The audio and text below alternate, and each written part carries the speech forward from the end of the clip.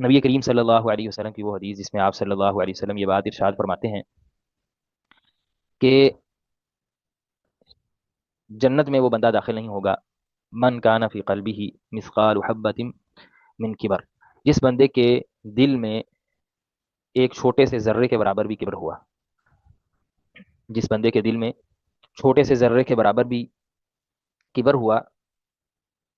گمنڈ، فخر، غرور، یہ چیزیں ہوئیں، تو وہ جنت میں داخل نہیں ہوگا۔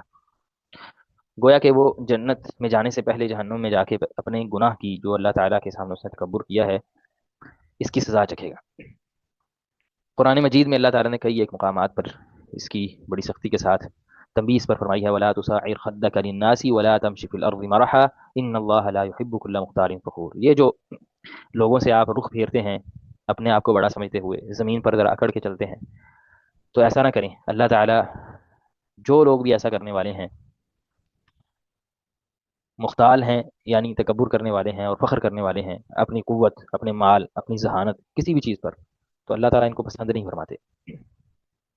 لباس میں تکبر ہو، اس کو بھی اللہ تعالیٰ پسند نہیں فرماتے۔ اسی لیے عباد الرحمن جو ہیں ان کی اللہ تعالیٰ نے صرف بیان کی، الذین یمشون علی الارض ہونا، جو زمین پر چلتے ہیں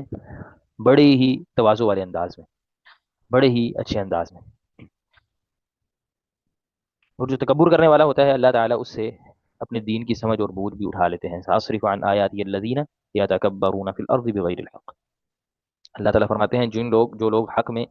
بلا وجہ سے تکبر کرتے ہیں، میں ان سے اپنی آیات کو پھیر لوں گا۔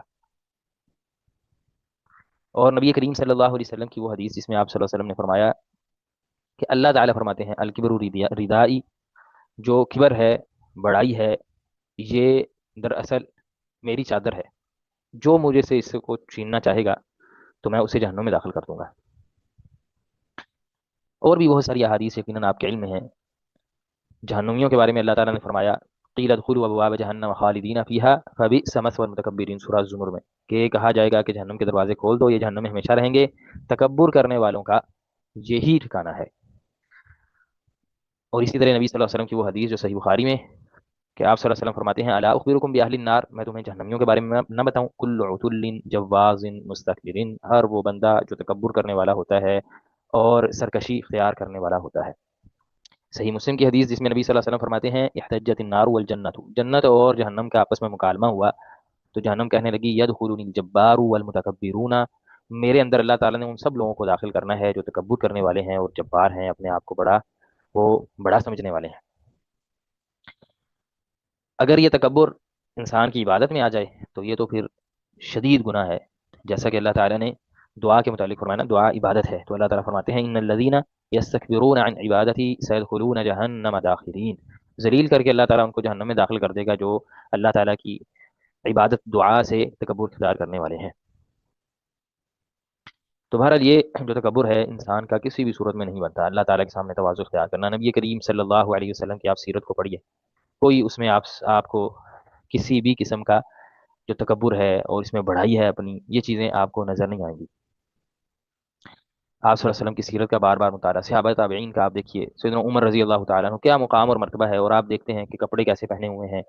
کسی علاقے کو فتح کرنے جا رہے ہیں تو کس طرح سے جو ہے وہ بالکل